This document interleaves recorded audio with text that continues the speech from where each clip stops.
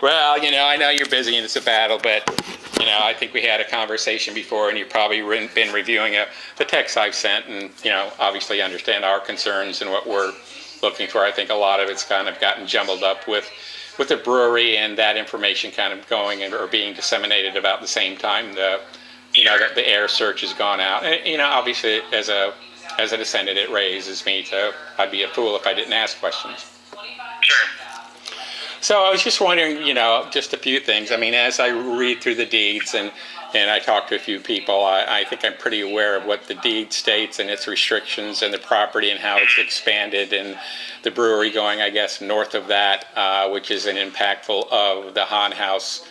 I'll say the Hahn House Museum itself as well as the property. And I did look back as far as I think the original deed had the property at about 30 feet, but I guess it wasn't a dam. It was some kind of plant that was built. That water flow of the river changed, and it's now closer to probably 100 yards. So, at least by my estimations of numbers, and that's the kind of thing. But we just want to make sure that we're involved, and that the letters that are going out are accurate, and we are indeed on the list. I've been going through the family tree, and it's really kind of looking more like a family bush as far as since you will be getting a letter. You and I believe you've got two sisters. Yeah, I have two sisters.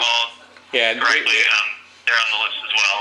Yeah, there are some grandkids and great grandkids, but at this point, I don't know if that's pertinent. I mean, most of them are really not of age to even do any signing. So anyway, I did receive I guess Rick Koch? Rick Keck. Yeah, and he said the original, I'm sure it was a broad spectrum type of search, which there was close to 50 names, and that's been narrowed down to approximately 10. So we want to make sure that we're involved with it. And I do want to state up front that we're all for the Sauk City development and the economic development of the people there. And I know I've talked to some of the locals in the brewery, something that's going to employ quite a few people and raise the economic level. But at the same time, I've done a lot of research on the architecture and why it was put on the National Historic Society, Preservation Board, and its unique design and that kind of thing. And just that, from what I'm reading in Sauk City, it's probably one of the most intact original, I guess side gable homes, which were prevalent at the time in the city. So I guess that's why it remains, and it's important to them, as well as the history. And to be honest, my mom especially worked very, very hard to get that put on the registry, and my dad, and my mom also were funding the maintenance to a certain point, and it's a family archive for us. So that's. Well, I appreciate your reaching out. I don't know if you've seen the plans for the brewery. Like I said, the brewery's not impacting the Hahn House lot at all. It's to the north.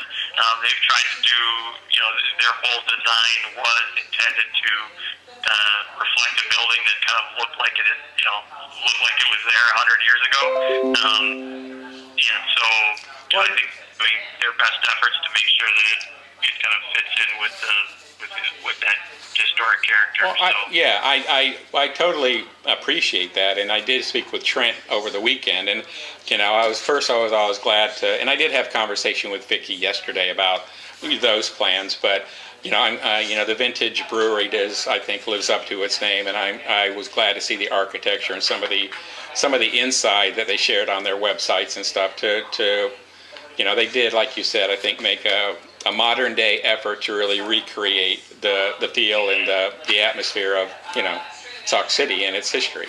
So that was all good news to me. And our attempts are really in response. Our correspondence to you is really in response to the initial letter in the spring, and just us wanting to work with you guys on that. Not that we're involved with the brewery itself, but to make sure that that kind of expansion is fine with us. But obviously, being a descendant, we don't want it to interrupt or intercede on what Bertha Gett, I'm sorry, and her wishes, and beyond that, the family wishes, because I believe as I look through the archives, and I did go through the nomination to the National Registry, which allowed it to be put on the National Registry in 2012, there was quite a bit more than the architecture. It's just kind of the lifestyle people lived, and the size of the homes were adequate, and that kind of thing. And that's where we're at.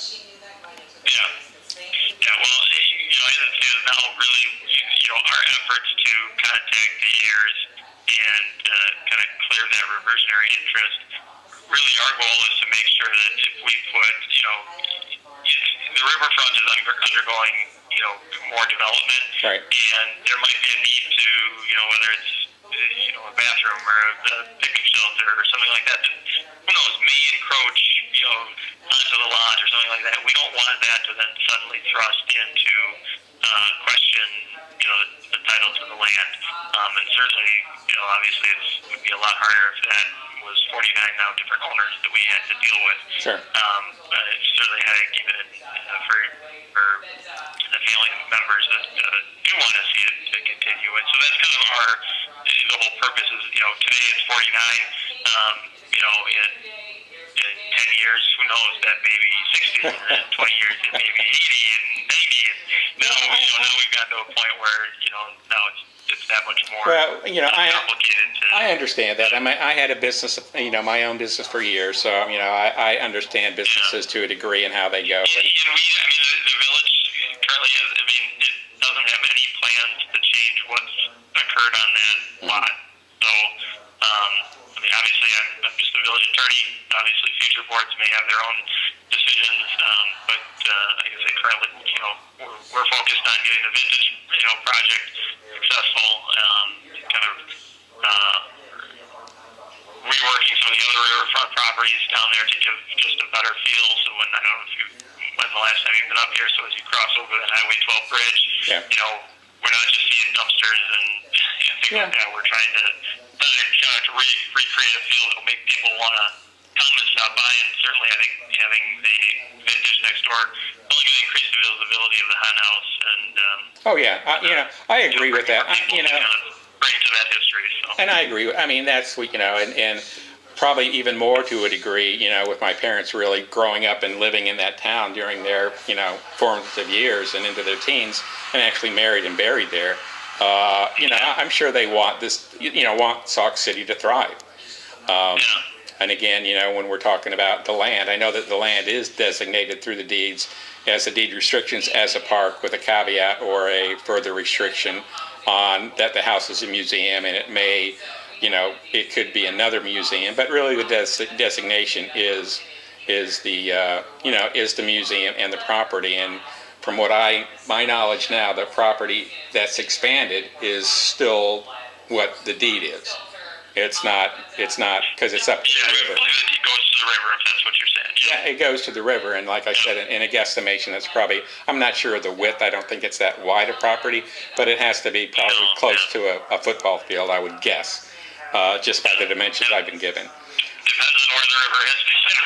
Well, it depends on the plant more than the river.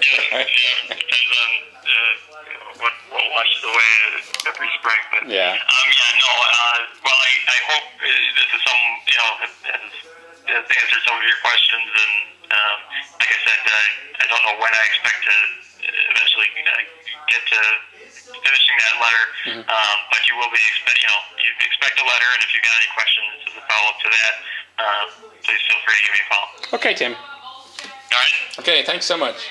Thank you. Have a great day. You too. Bye.